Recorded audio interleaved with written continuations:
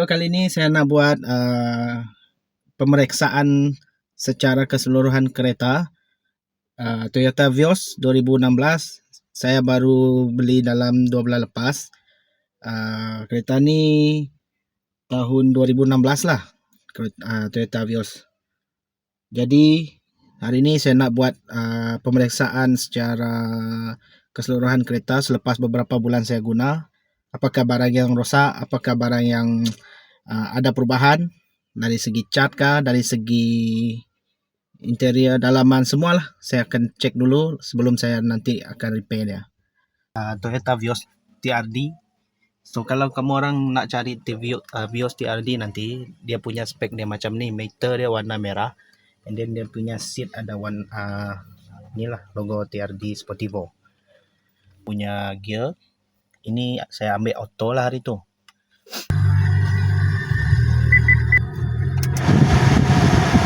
Kereta ni macam aircon, dia punya blow ni semua masih okey. Aircon pun masih sejuk sebenarnya. Ni pun masih function. Yang tak berapa okeynya screen ni lah, bila kita reverse dia akan macam ada pudar-pudar. Interior pun masih fit. Steering dia masih bersih juga. Lampu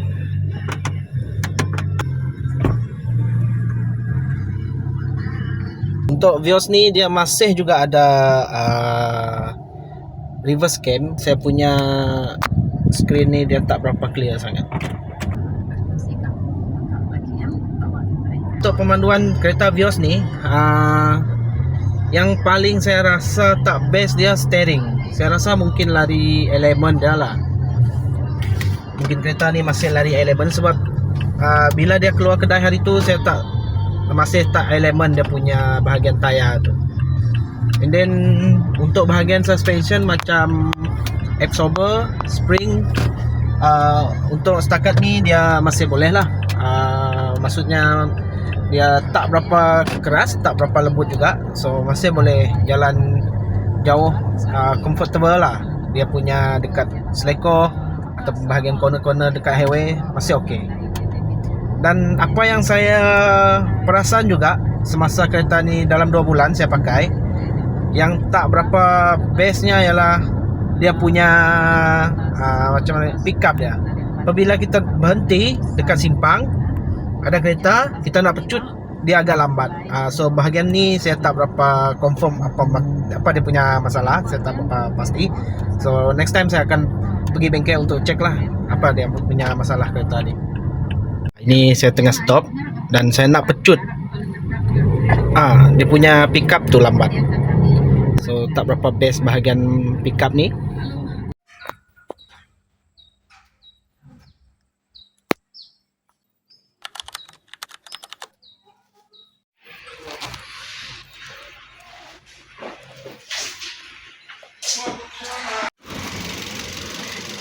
Ini pun ada juga faded sudah color ni.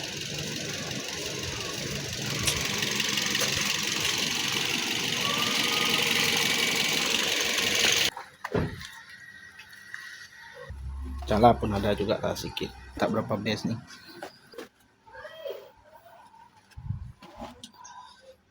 Ini ada cala juga. Ini dari keseluruhan dia memang tak ada problem sangat. Cuma yang masalah dia ialah cala. Lampu depan dia agak faded sudah. Cat pun ada faded sikit dekat belakang.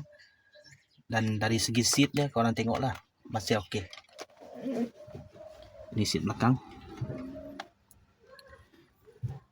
Depan dia punya pakai leader semua, tapi okey lah, tak ada koyak. Cek bahagian pintu ni,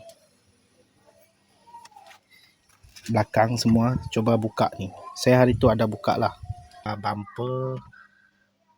Bumper depan lah dah pecah.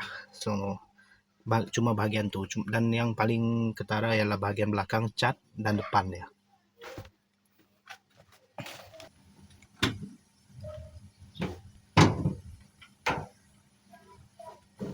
So ni bahagian engine. Apa yang saya detect sini macam okey lah. Ni apa ni? Saya rasa engine mounting. Ini engine mounting dia saya rasa masih oke. Dan inilah absorber mounting nih, saya rasa memang mau tukar. Sebelah juga saya rasa mau tukar.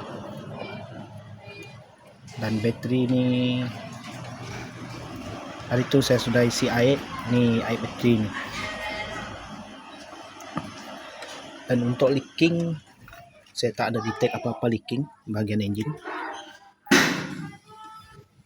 Aircon semua sejuk. Ini masih berhabuk dah. Dan inilah skru banyak tak dalam.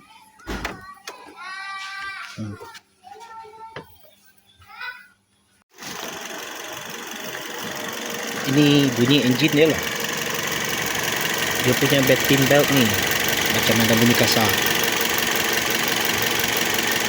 So nanti kena cek dekat komen apa dia punya masalah ni. So dia ada lampu ni.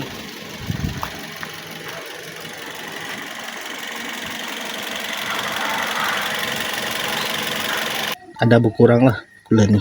Dia ada kurang, kena tambah. Minyak brake pun ni hari tu saya dah minta kedai ganti lah sebab kotor. Ni pun dah isi. Sofa yang lain tak ada teruk sangat lah. Cuma dia bagi bateri lama ni. Bateri ni agak lama, 3 bulan 6 2024. Bateri jenis basah.